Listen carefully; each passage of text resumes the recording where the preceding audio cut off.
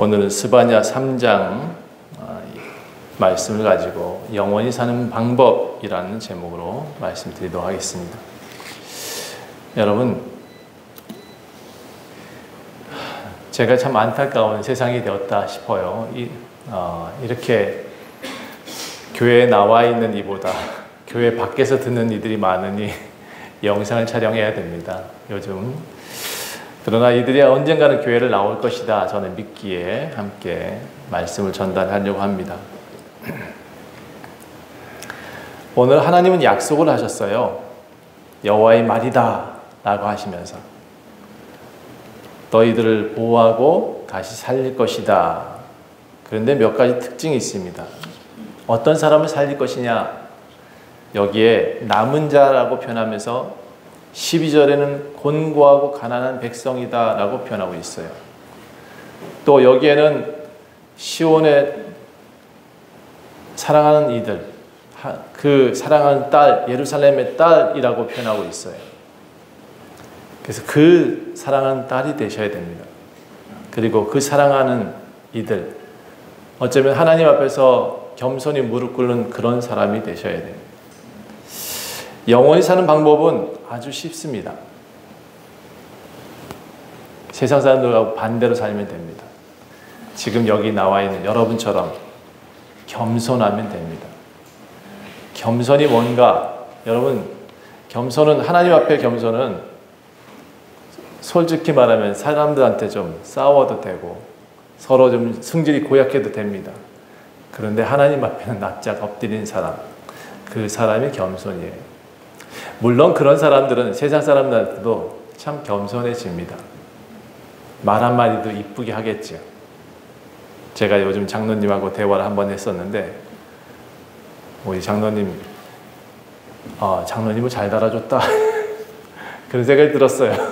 전에 말이 많이 바뀌었어요. 그래서 저는 어떻게 보면 하나님이 세우실 때는 당연히 이유가 있구나라는 생각을 하게 됐어요. 훨씬 성숙해지는 모습이 좋겠다 이런 마음도 들었고, 아무튼 좋아졌으니 너무 감사하다 이런 말씀 전합니다. 네. 영원히 사는 방법은 공의와 겸손입니다. 여러분, 이거 하나만 들으면 우리는 다 들은 거예요. 지난주에 저는 세상이 망하는 이유와 개인들이 망하는 이유에 대해서 말씀드렸습니다. 그 망하는 이유가 단순했죠. 여호와를 배반하고 따르지 않는 거예요. 여호와를 찾지 않는 거예요. 그러면 또 여호와를 구하지 않겠죠. 그렇다 보니까 그 사람들한테 여호와를 찾지 않고 구하지 않고 아버지를 인정하지 않는 그 사람들은 멸절할 것이다 라고 성경은 말하고 있어요. 또 멸절한 자들 가운데 하나님을 인정하지 않으니까 무엇을 쫓아가느냐? 우상을 쫓아가겠죠? 하늘의 별을 경배하는 자들, 성경이 나온 대로 얘기하는 겁니다. 우상을 숭배하는 자들은 멸절하신다. 별, 달, 해, 이것이 하나님보다 더 높을 수 없어요. 그런데 우리는 달이 환하게 뜨면 손을 모으고 그러잖아요. 달아, 달아, 내 손을 들어다오. 어리석은 행동이라는 거예요. 우리에게 하나님이 계신데 왜 달에게 소원을 빌까요? 다시 말해서 우리에게는 아버지가 계신데 좋은 차에게 내 차야, 내 차야, 나를 편안하게 만들어다오. 이러고 있다고요. 내가 모르는 차를 내가 신으로 받들면 되겠어요? 오늘 여러분 멸절당하지 않는 방법을 알려드리려고 해요. 의외로 쉬워요. 지금 여러분 상태를 잘 점검해 보면 됩니다. 나는 지금 잘하고 있는지, 나는 최선을 다해 살고 있는지. 제가 보니까 우리 교회 성도님들은 정말 한 분도 쉬엄쉬엄 사는 분이 없는 것 같아요. 정말 매일 열심히 챙기지라고 사는 것 같아요. 최선을 다해 살고 있으니까 우리의 신앙도 한번 점검해야 돼요. 우리가 이 신앙이 바로 서 있을 때 우리의 최선과 함께 부딪히면 시너지가 나거든요. 저는 그 사실을 알게 됐어요. 하나님은 일하지 않는 사람한테 복 주지 않아요. 일하는 사람한테 복 주세요. 그런데 또 한 가지, 열심히 일하면서 하나님을 경외하는 사람한테 복을 주세요. 이게 아주 쉬운 원리예요. 이 쉬운 원리를 우리는 잘 행하지 못하기 때문에 우리는 열심만 내고 있는 거예요. 반만 갈면 소용이 없어요. 아버지를 아는 것은 뭐냐면 믿는다라고 우리는 말을 해요. 아버지를 안다라는 말을 다른 말로 우리는 믿어요라고 말을 해요. 아버지라고 믿는 사람들, 그게 뭘까요? 아버지는 내 아버지야 라고 아는 거잖아요. 그렇죠? 근데 그 아버지가 나를 맨날 두들겨 패, 그러면 그 아버지를 별로 좋아하지 않겠죠. 근데 우리 하나님 아버지는 저를 한 번도 팬 적이 없는 것 같아요. 아무리 생각해봐도. 그래서 저는 우리 아버지를 믿어요. 아버지가 계신 것을 아는 것이 믿음이고요. 그 아버지를 따라가는 게 믿음이거든요. 자녀가 아버지 품에 있을 때 고마움을 잘 모르는 것 같아요. 여러분, 우리가 평안할 때 하나님 계신 걸 잘 모르는 것처럼 우리가 하나님 아버지 믿는다 해놓고 잘 안 믿잖아요. 그렇죠? 여러분 자녀들 혹시 있으신가요? 네. 아이들 열심히 키웠는데 애들이 뭐라 그래요? 돈 내놔. 그러잖아요. 이상하게. 아, 나는 그거 정말 싫어. 나는 애들한테 재산 하나도 안 물려줄 거예요. 왜? 아이들한테 잘못된 길을 저는 주고 싶지 않아요. 자녀가 아버지 품에 있을 땐 고마움 잘 모르는데 이게 좀 성숙했더라고요. 크면 좀 달라지는 것 같아요. 이 애들이 나가서 직장일들하고 상사한테 신나게 깨지기도 하고 또 서러움의 빵을 먹어본 애들은 어느 날 집에 와가지고 엄마한테 고맙다라고 하더라고요. 부모를 아는 이들, 부모를 이해하는 이들, 다시 말해서 아버지를 안다는 것은 뭐냐면 아버지를 이해한다는 거거든요. 우리가 아버지를 알기 때문에 아버지를 믿는다라고 말하는 것은 그 아버지가 지금 우리한테 무엇을 해주셨는지를 이해하고 있는 거예요. 부모를 이해하는 아들이 착한 아들이거든요. 진짜 아들은요, 아빠의 고충을 이해하고 있는 아들이 착한 아들이에요. 부모한테 용돈 많이 주는 아들 말고요. 저는 그 아들이 착한 아들 같지는 않아요. 어떤 이들이 의사야. 자녀들한테 돈 많이 주겠지만 부모님한테도 돈을 줘. 돈만 줘. 제가 독일의 공익 광고를 하나를 봤어요. 어떤 할아버지가 매 크리스마스 때마다 초를 켜가지고 아들들이 돌아오기를 기도해. 같이 크리스마스를 함께 보내자고 약속을 했어요. 근데 그 아들이 하나는 의사고 하나는 교수고 하나는 박사야. 못 와요. 뭐 핑계가 이래저래서 못 와. 또 한 해가 또 지났어요. 혼자 촛불을 켰는데 또 못 와요. 바빠요. 예, 응급수술을 해야 된대요. 난리가 났대요. 그 일 처리하느라고 못 오는 날. 그래서 한 3년째 그렇게 하고 난 다음에 그 할아버지가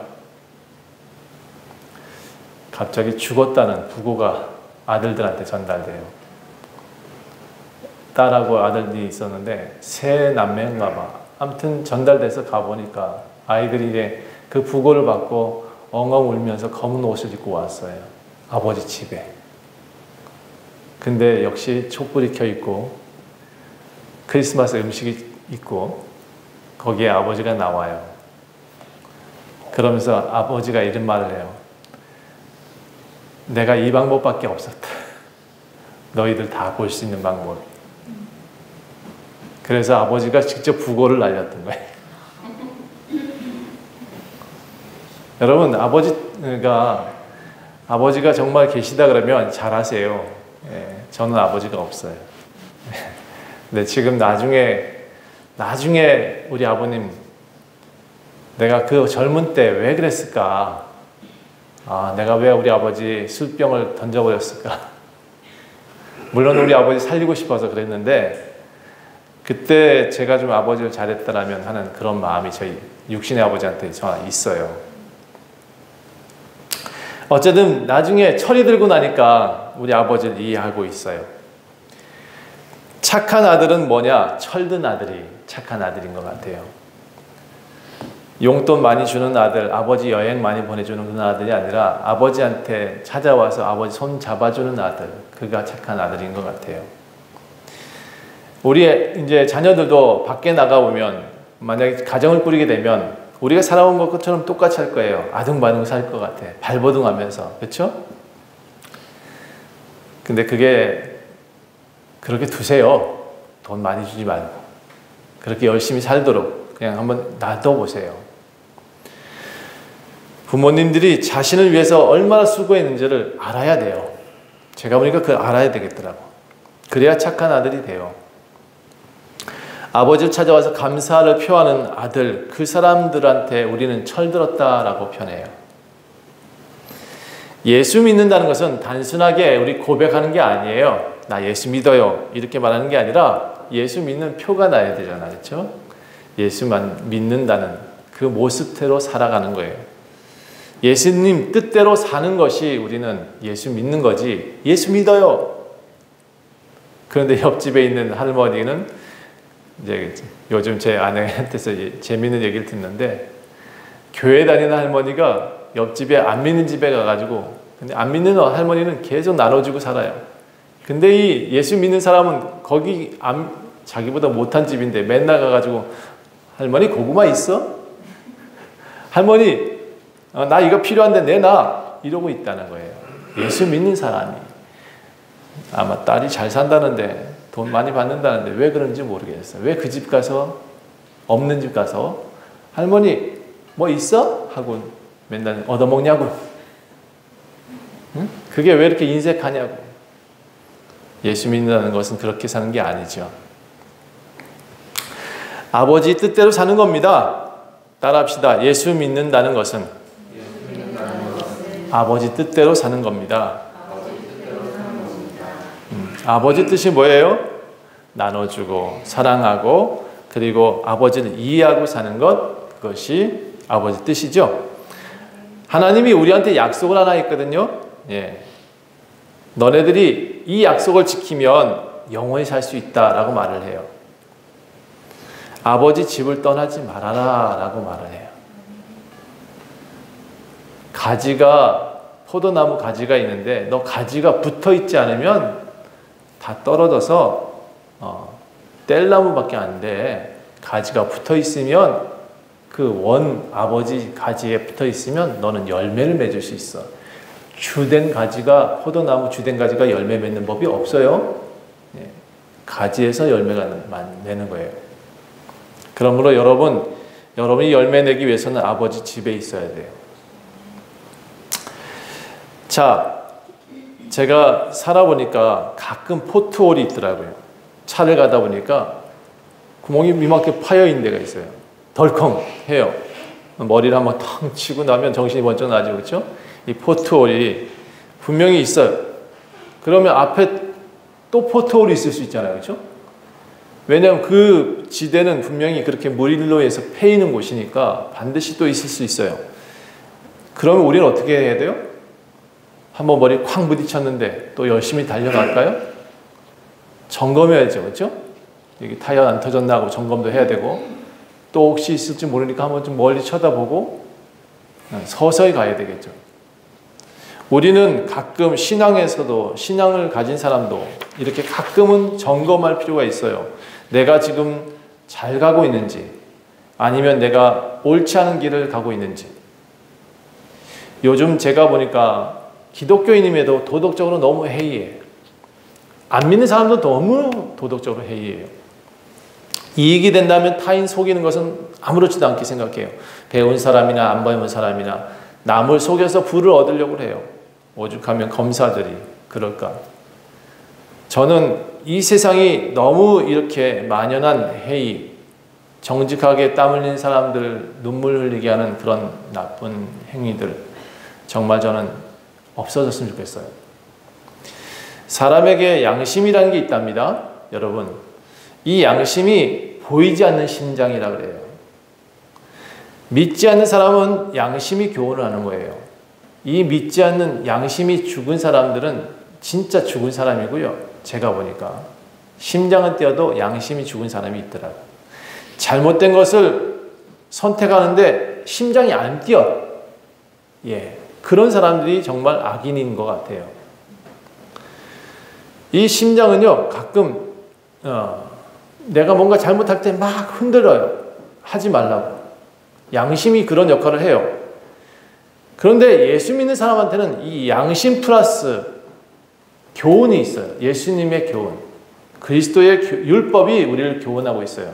그러니까 아버지를 알게 되면 양심도 나를 꼼짝하지 못하게 만들지만 아버지 뜻을 거역하지 말아야겠다라는 이 성경이 나를 제어를 해요. 그러니까 매사에 이 교훈이 나를 조금 부자연스럽게 만들어요. 마치 아버지가 자식을 데리고 있을 때 아버지 교훈에 의해서 이건 지켜. 우리 딸한테 10시엔 들어와야 돼. 뭐 우리 아들들한테도 하는 얘기죠. 맨날 그래도 좋은 사람을 만나려고 노력해야 돼. 술 먹으면 안 돼. 이런 얘기들. 제가 기준 삼는 몇 가지가 있어요. 그런 것처럼 우리는 스스로 제어를 하게 돼 있어요. 이 교훈이. 근데 요즘 뉴스를 보니까 양심이 너무 없어. 신앙이 있는 사람도 없어. 제가 보니까. 나만 잘 살면 돼. 타인 손해가 나도 돼.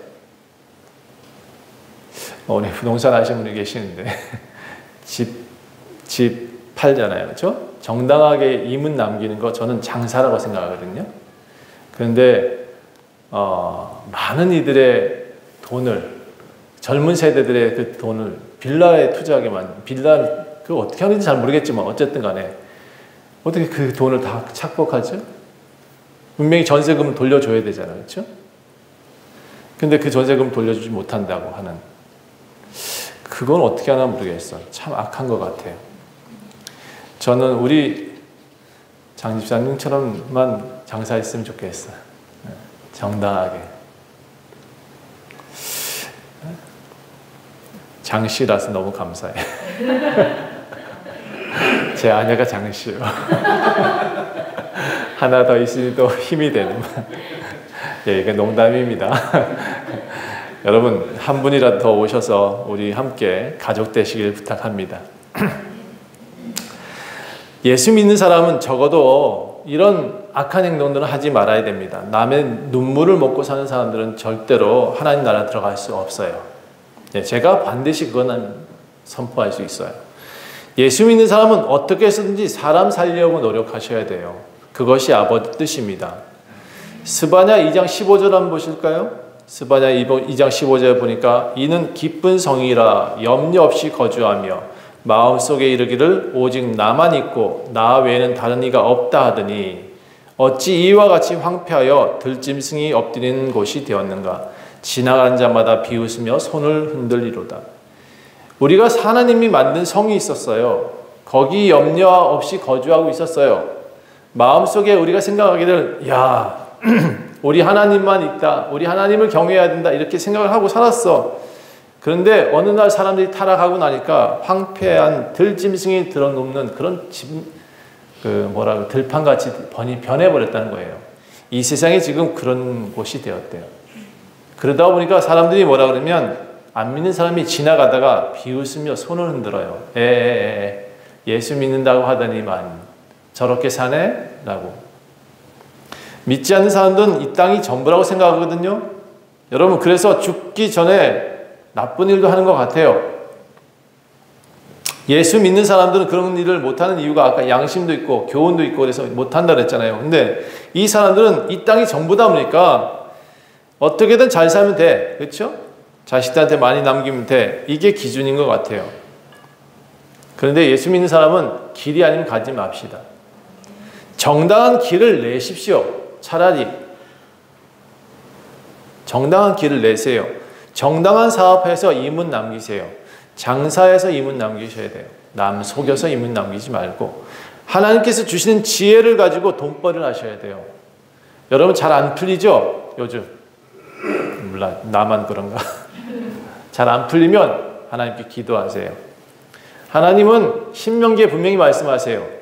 돈 버는 능력도 주신대요. 우리 하나님은요, 우리한테 돈을 주시는 분이 아니에요. 능력을 주시는 분이에요. 무언가 알 수 있게 해주세요. 그리고 그걸 쥐면, 그 도구를 쥐면 획기적인 어떤 형태로 만들어내는 거예요. 농사를 잘 짓는 방법이 뭐예요? 좋은 쟁기를 지는 거죠. 그게 잘 짓는 방법이에요. 그리스도인의 삶은 이 땅이 전부가 아닙니다. 예. 여기는 잠시 머물고 있는 거예요. 그래서 성경은 우리를 뭐라고 표현하고 있냐면 여행자다라고 표현하고 있어요. 여행자. 예. 잠시 머무는 안개라고 표현하고 있어요. 야고보서 4장 14절에 이렇게 표현하기를 내일 일을 너희가 알지 못하는도다. 너희 생명이 무엇인지 아느냐? 너희는 잠깐 보이다가 없어지는 안개라. 야고보서 4장 14절이에요. 우리는 안개예요. 안개. 그런데 뭘 그렇게 많이 지우려고 할까? 안개가 얼마나 지울 수 있을까? 구름덩어리가. 요즘 뉴스를 보세요. 전 러시아 우크라이나 전쟁을 보다가 더 기겁을 합니다. 왜? 전쟁이니까 서로 죽일 수 있어요. 군인들이 그럴 수 있어요. 그런데 러시아 군인들은 물론 못 살아서 그런지 모르겠지만 우크라이나 집에 들어가서 무고한 시민을 총칼로 다 죽이고는 그것도 모자라서 그 집에 있는 가전제품을 다 들고 가더라. 전리품? 예, 뭔가 다 들고 가요. 왜 그래야 되지? 정말 전 어리석은 것 같아요. 망하는 사람의 특징이 있습니다. 이 땅이 전부라고 믿는 거예요. 그러니까 맨날 어리석은 전쟁도 하고 어리석은 일들도 자꾸 하는 거예요. 자, 한 강도가 은행을 털었어요. 그리고 수백억을 지었어요. 그리고는 하하하 웃었어요. 내가 이렇게 수백억을 지었네. 그런데 잠시 후에 경찰이 와서 그를 철컹 채워가고 그 돈을 다 은행에 다시 돌려줬어요.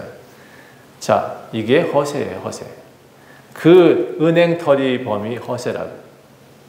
수백억을 잠깐 지었을 뿐이지만 그거 우리가 안 하잖아요. 우리는. 왜 안 하죠? 어리석다는 것을 알기 때문에. 우리는 선택을 해야 돼요. 아버지 나라에서 이제 영원히 살 것인지 아니면 이 땅을 그냥 잠깐 영원히 살든지 아니 풍성하게 살고 싶든지. 우리는 선택을 해야 돼요. 하나님 나라에서 영원히 아버지 집에 기둥으로 살고 싶은 건지 아니면 이 땅에 잠깐 멋진 차 타고 멋진 집에 사는 것이 전부인지. 스바냐는 우리한테 앞에서 뭐라 그러냐면 이런 사람들 멸절당한다라고 표현하고 있어요. 영원히 살지 못한대요. 멸절. 근데 이제 스바냐 3장에서는 해결책을 내고 있어요. 뭐라고 했냐? 3장 보시면 2장부터 좀 설명해야겠구나. 2장 22절부터 3절 보면 모여야 된다라고 표현하고 있어요. 명령이 시행되어 날이 겨같이 지나가기 전, 우리가 다 겨처럼 흩어지기 전에, 여호와의 진노가 너에게 내리기 전에, 여호와의 분노의 날이 너에게 이르기 전에 그리해라. 여호와의 규례를 지키는 세상의 모든 겸손한 자들아, 여러분이 겸손한 자가 되기를 원합니다. 여러분들아, 너희는 여호와를 찾으라. 공의와 겸손을 구하라. 너희가 혹시 여호와의 분노의 말에 숨김을 얻을 것이다. 여러분, 하나님이 화를 내셔도 여러분한테는 화내지 않으실 거란 얘기예요. 공의와 겸손을 구하는 사람들, 겸손한 자들아. 그러니까 모여서 겸손하게 하나님을 섬겨가는 것, 그게 중요하다. 두 번째는 뭐냐면 그 가운데 계시는 여호와는 의로우사. 스바냐 3장 5절에 말하기를 하나님은 의롭대요. 불의를 행하지 아니하시고 아침마다 빠짐없이 자기의 공의를 비추신다. 불의한 자는 수치를 알지 못하는도다. 하나님의 공의를 깨닫는 사람들이 되셨으면 좋겠습니다. 수치를 모르는 불의한 자가 되지 마십시오. 그 인자하신 하나님 앞에 항상 서시길 부탁합니다. 스바냐 3장은 또 영원히 사는 방법에 대한 해결책, 우리가 잘 살 수 있는 방법을 간구하고 있습니다. 3장 7절에 보니까 내가 이르기를 너는 오직 나를 경외하고 교훈을 받으라. 그리하면 형벌을 내리기로 했었지만 너의 거처가 끊이지 아니한다. 그들이 부지런히 그들의 모든 행위를 더럽게 하고 있지만 너희는 절대로 벌하지 않겠다. 하나님을 경외하는 사람들은 이런 어리석은 일들을 행하지 않는데요. 이렇게 하나님을 경외하고 교훈을 받으려고 애쓰지 세상 것을 추구하지 않는데요. 하나님을 경외하고 그 교훈을 기뻐해야 된대요. 아버지 잔소리를 좀 들으려고 노력해야 된대요. 솔직히 아버지 집에 같이 살면 저런 좀 불편할 것 같아. 우리 부모님하고 같이 살고 있다. 내가 가정이 있는데 그것도 할 짓은 아닌 것 같아. 그런데 아버지 집에 가면 우리 어머니는 꼭 87세가 넘으셨는데도 잔소리를 해. 아들아, 얘 밥 먹었니? 네, 먹고 왔어요. 네, 잘 살고 있니? 네, 잘 살고 있어요. 그래, 너네들 참 있어? 잘 있니? 네, 잘 있어요. 아니, 맨날 물어봐요. 똑같은 말을. 똑같은 말을 똑같이 묻는데도 저는 그래요. 네, 잘 있어요. 잘하고 있어요. 여러분, 엄마, 아버지는 항상 잔소리가 돼 있어. 성경은요, 우리한테 계속 잔소리를 해요. 근데 이 교훈을 기뻐하래요. 아버지를 사랑하래요. 여러분, 저는 하나님 아버지를 신으로 말하진 않아요. 제가 기독교를 뭐라 그러는지 아십니까? 삶이라고 표현해요. 종교라고 표현하지 않아요. 왜냐하면 제가 신으로 하나님을 만났더니 신의 하나님은 우리가 다 굴복하고 엎드려 있어야 돼요. 두려운 존재거든요. 근데 제가 본 성경에서는 하나님이 우리를 뭐라고 표현하냐면 아들아 이렇게 저한테 부르세요. 저는 아버지라고 불렀어요. 그 관계가 형성돼야 여러분 신앙생활이 편해지고 행복해져요. 신처럼 하나님 앞에 다가가는 교회가 있게 하더라고요. 어떤 교회는 매일 와서 1시간씩 기도하고 예배드리라고 그래요. 뭘 그렇게 잘못했을까요? 아버지는 그렇게 맨날 무릎 꿇은, 여러분 집에 가가지고 엄마 아빠한테 무릎 꿇고 앉아서 밥 먹어요? 나는 우리 집에 가면 우리 어머니 집에 가면 그냥 벌라당 들어 누워버려요. 아무것도 안 해. 우리 어머니 나이가 드셔서 제가 설거지하는 걸 싫어해요. 그래서 제가 일부러 안 해요. 여러분, 어머니가 원하는 걸 해주는 게 효도 아닌가요? 저는 그렇게 생각해요. 그래서 여러분, 하나님을 이해하신다 그러면 하나님한테 기쁘게 하는 것, 그게 우리가 영원히 사는 방법이에요.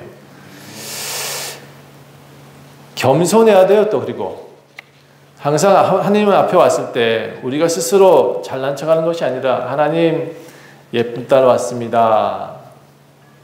이렇게 겸손해야 돼요. 그래야 구원을 얻을 수 있어요. 스바냐 3장 9절을 보니까 그때 내가 여러 백성의 입술을 깨끗하게 하여서 그들이 다 여호와의 이름을 부르며 한 가지로 나를 섬기게 하리라. 한 마음으로 섬겨야 된다라고 표현하고 있어요. 또 11절에 보니까 그날에 내가 내게 범죄한 모든 행위로 말미암아 수치를 당하지 아니할 것은, 당하지 않게 할 내용은 뭐냐면 그때 내 가운데서 교만하여 자랑한 자를 제거한다. 교만하지 않아야 된다는 얘기예요. 내가 성산에서 다시는 교만하지 않게 할 것이다. 교만한 사람들은 하나님 서기가 되게 힘들대요. 스바냐 3장 12절을 보니까 내가 곤고하고 가난한 그 교만한 사람들 다 제하고 차라리 이런 사람을 두겠다는 거예요. 곤고하고 가난한 백성들만 내 앞에 두겠다. 그들이 여호와의 이름을 의탁하여 보호를 받을 것이다. 여러분, 돈 많아도 부자라도 엄마 아빠 집에 가서 이렇게 하십시오. 엄마, 나는 엄마가 필요해. 이 얘기예요. 지금 이 말은. 여러분, 하나님이 필요하지 않아요? 안 필요해요? 필요해요. 잘 살아도 엄마 손잡으면서 엄마가 제일이야 라고 말하세요. 지혜를 얻는, 그 엄마의 사랑을 얻는 방법이에요. 하나님한테도 똑같이 하세요. 내가 지금 너무 잘났어. 내가 뭐 의사고 나는 사장이고 다 해. 나 부자야. 집 많아. 차 많아. 그래도 엄마 앞에 가서는 엄마밖에 없어 라고 하는 게 지혜라고. 지금 하나님은 그 말을 듣고 싶어 하세요. 그래서 남은 사람들한테 복을 주시겠다라고 표현했어요. 이스라엘 남은 자는 악을 행하지 아니하며 거짓을 말하지 아니하며 입에 거짓된 혀가 없고 먹고 누울지라도 그들을 두렵게 할 죄가 없으리라. 14절 시온에 따라 노래하여라. 이스라엘아 기쁘게 불러라. 예루살렘에 따라 전심으로 기뻐하며 즐거워해라. 오직 하나님의 이름을 부르며 한 마음으로 주를 섬겨야 돼요. 여러분 혹시 집에 가서 엄마의 이름을 불러본 적이 있나요? 누구누구씨 해봐요. 하나님이 제일 좋아하는 이름은 당신의 이름을 부르기를 원하세요. 여호와 나의 주 하나님이시여. 이렇게. 이게 우리가 사는 길이에요. 한 마음으로 사는 이는 교만하지 않습니다. 부모한테 자랑하지 않아요. 하나님 앞에 자랑하지 않아요. 오직 하나님 뜻을 이해하잖아요. 엄마 말이 솔직히 맞지 않아. 그럼 어때? 돌아가면 되지 뭐. 뭐 물건 하나 사려는데 분명히 내가 이거 사야 되거든. 근데 우리 어머니는 이걸 자꾸 사재. 이것도 사고 저것도 사주지 뭐. 결국 내가 사주는 옷을 입을 거 아니에요. 그렇죠? 그렇게 하면 된다고 저는 생각해요. 하나님을 기쁘시게 하는 것, 그게 영원히 사는 방법이에요. 하나님을 찬송하는 것, 그게 영원히 사는 방법이에요. 모든 시간을 주님을 찬양하는 삶이 영원히 사는 방법이에요. 우리가 지금 그런 사람들한테 하나님은 이런 노래를 불러주세요. 여러분 자장가 들어보셨나요? 제가 어릴 때 아이들한테 자장가를 불렀어요. 우리 아기 착한 아기 소록소록 잠들라. 그렇게 노래하면서 애를 재웠어. 그런데 우리 하나님은 우리 사랑스러운 딸과 아들에게 이렇게 노래하십니다. 스바냐 3장 17절 다 같이 함께 읽겠습니다. 너의 하나님 여호와가 너의 가운데 계시니 그는 구원을 베푸실 전능자시라. 그가 너로 말미암아 기쁨을 이기지 못하며 너를 잠잠히 사랑하시며 너로 말미암아 즐거이 부르며 기뻐하시리라 하리라. 아멘. 하나님은 여러분만 있으면 돼요. 여러분에게는 아버지만 있으면 돼요. 그러면 우린 영원히 살 수 있어요. 기도하겠습니다. 하나님이 필요해요. 하나님의 손이 필요해요. 우리가 어렵고 힘들 때 하나님께 손 내미는 건 당연한 거고, 평상시에도 하나님 겸손히 주님을 인정하고 나아가는 것이 필요해요. 우리는 그 아버지 손이 정말 필요해요. 우리가 잘나도 하나님이 필요하고 못나도 아버지가 필요해요. 하나님, 우리는 그것을 인정하기 원합니다. 이제 그런 삶을 살고 싶습니다. 당신과 함께 걷고 당신의 소리를 듣고 당신의 음성이 좀 잔소리 같더라도 그 음성에 귀 기울지 않은 그런 백성으로 살게 도와주세요. 그런 아들, 딸이 되게 도와주세요. 아버지만을 사랑하고 아버지만을 기뻐하는 그런 자녀로 살겠습니다. 그래서 우리가 복받게 도와주세요. 그래서 우리가 영원히 살 수 있도록 도와주세요. 감사드리며 예수 그리스도의 이름으로 간절히 기도합니다.